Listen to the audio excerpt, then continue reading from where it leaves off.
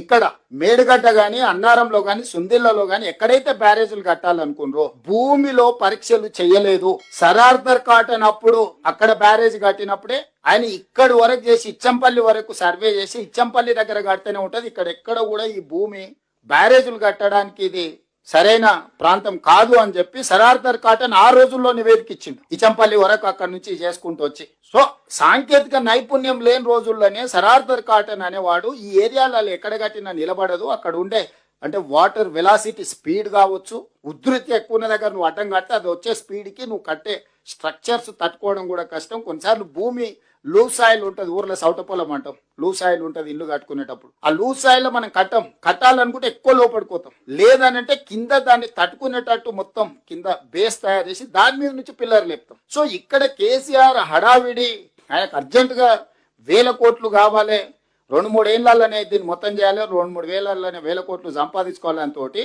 ఆయన బునియాదిలో ఉన్న భూమి యొక్క పటిష్టతను అసలు లెక్క చేయలే. అదే చెప్పిండ్రు ఎక్స్పర్ట్స్.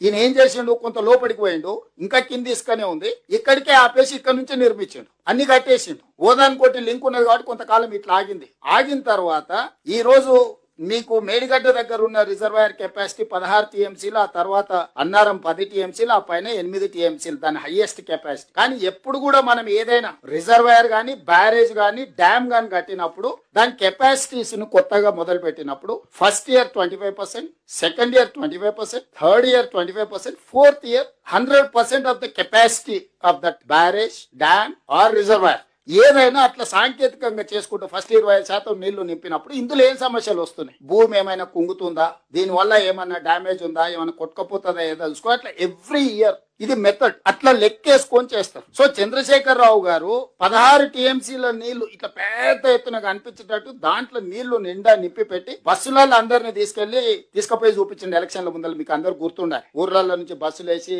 రైతులందరినీ తీసుకెళ్తున్నాను, రోజు జాతర లాగా తీసుకెళ్లి వాళ్ళకి చూపియనికి ఆయన సముద్రాన్ని వీడికి తెచ్చిన భ్రమలు కల్పించడానికి. బ్యారేజ్ అనేది ఇంతకుముందు ఉత్తమ్ కుమార్ రెడ్డి గారు చెప్పినట్టు వాటర్ డైవర్షన్ అంటే water maybe left, water maybe divert చేయడానికే బ్యారేజ్. శ్రీశైలం, నాగార్జున సాగర్ రిజర్వాయర్లు అంటే నీటి నిల్వ చేస్తాం, నీటిని వినియోగించుకుంటాం. రిజర్వాయర్ ఆర్ డ్యామ్ అంటే నీళ్లు నింపుకొని అవసరం మేరకు కొంత వాడుకుంటూ ఏ రకంగా తీసుకోవాలో చేసుకుంటాం. బ్యారేజ్ అంటే సింపుల్ వచ్చే నీళ్లకు అడ్డుకట్ట కట్టి ఆ నీళ్లు లిఫ్ట్ చేయడానికి అవసరమైన పంపులు లిఫ్ట్ చేయడానికి అవసరమైనంత స్టోరేజ్ పెట్టుకొని టకా ఎట్లా ఫ్లడ్ వస్తుందో అట్లా ఎత్తుకొని అవతలకు పోసుకుంటాం. సో ఇక్కడ కూడా మేడిగడ్డలు ఎత్తి అన్నారంలో వస్తాం, అన్నారంలో ఎత్తి సుందిళ్ళలో పోస్తాం, సుందిళ్ళలో ఎత్తిన నీళ్లు శ్రీపాదెల్లంపల్లిలో పోస్తాం. అంటే మీకు మేడిగడ్డ కింద ఆయకట్టు లేదు, అన్నారం కింద ఆయకట్టు లేదు, సుందిళ్ళ కింద ఆయకట్టు లేదు. ఇవన్నీ ఏంటంటే సైమల్టేనియస్ గా పనిచేయాలి. ఏ ఒక్కటి ఆగిపోయినా కూడా నువ్వు ఎత్తలేవు, పోయలేవు. మేడిగడ్డలు ఎత్తి కన్నెపల్లి పంప్ హౌస్ ఎత్తి నీళ్లు పోయంగానే అన్నారం దగ్గర ఉండే పంప్ హౌస్ ఎంబడే ఎత్తి మళ్ళీ సుందిళ్ళలో పోస్తే సుందిళ్ళలో ఉన్న పంపులు ఎత్తి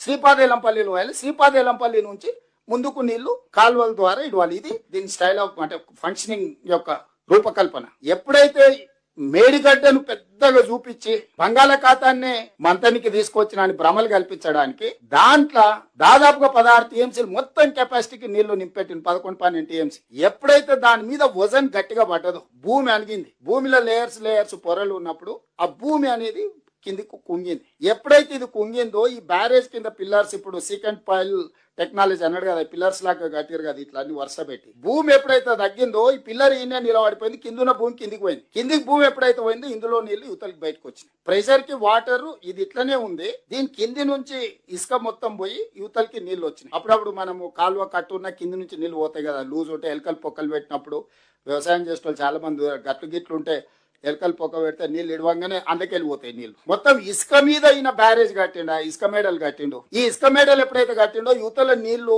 16 టీఎంసీలు ఎప్పుడైతే నింపిండో రోజుల కొద్ది అట్లే ఉంచిండో దాని మీద ఎప్పుడైతే వెయిట్ అధికంగా బరువు అధికంగా పడ్డదో భూమి అనేది సెటిల్ అయిపోయింది.